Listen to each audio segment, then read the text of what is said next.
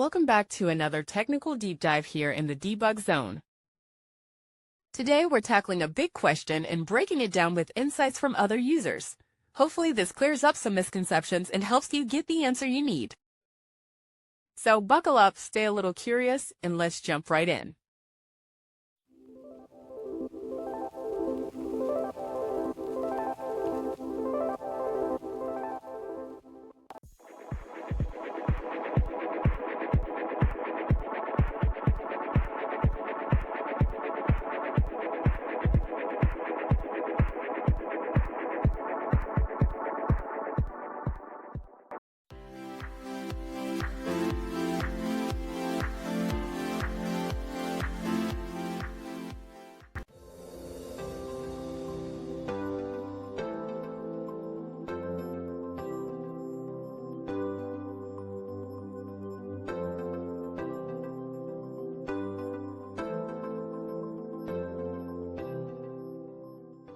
And that's a wrap. I hope you found the answer you were looking for.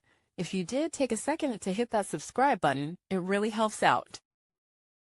And let me know in the comments which solution worked best for you. See you next time in the debug zone.